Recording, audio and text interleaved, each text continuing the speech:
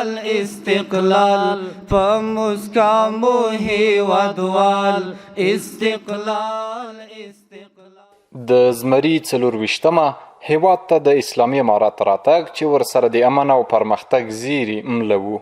د همدې ورځې د نمانځلو په تړاو د میدان وردګ ولایت په وردګ پوهنتون کې لویه غونډه ترسره شوه چې زیات شمېر علماو، مسؤلینو، زده کړیالانو او ولسي وګړو پکې ګډون درلود.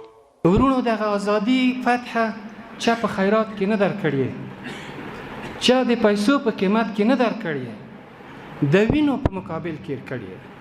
الحمدلله والمنه دا د الله پاک جل وعلا شانه لوی احسان او کرم دی چې زموږ دغه هیواد او زموږ ملک او بیا د داسې یو لوی طاغوت د لاسه خلاصیږي او استقلال ازادي ترلاسه کوي.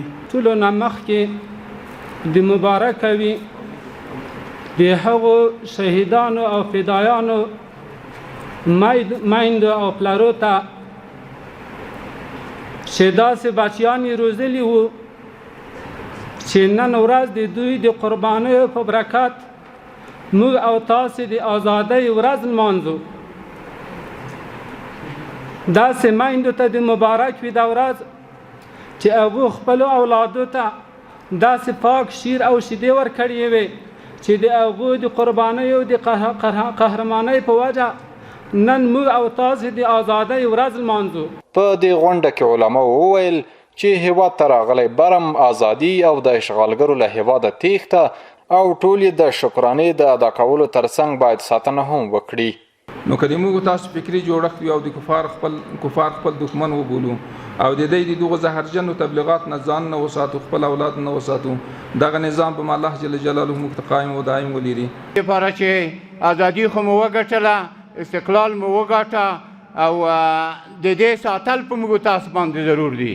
د دې لپاره چې د غرب دیموکراسۍ ته چې په 200 کالو کې زموږ ستاسو ټول بنیاد را خراب کا او ټول تاریخ مو خراب کا، دغه بنیاد د دیموکراسۍ د تل لپاره په دې ملک ختم شي. تاسو وینئ چې زموږ دښمنان په افغانستان کې بالمشاهده ولیدل چې امریکایانو یا ناتو د یوې باطلې مفکورې دپاره 50 کیلومتره شپه ورځ په شا تاوه. شپه ورځ 23 کاله په افغانستان کې 50 کیلومتره ور په شا ګرځېدل دره په دره. خو زه ورته باید څه وکړو؟ زه ورته د یوې سالمې مفکورې دپاره، د یوې سالمې عقیدې دپاره، د یوه ښه خبره لوړ څه دپاره چې هغه دین د اسلام دی، دغو دپاره ما تا باید د خدای په دین کې هره نوع قرباني ورکړو. دا په داسې حال کې ده چې له نن څخه 3 کاله وړاندې په همدې ورځ اشغالګرو په هیواد کې خپله سرټیټي ومنله او د اشغال ګلم یې ټول او د افغانستان اسلامي امارت د واک پر ګدۍ کېناست.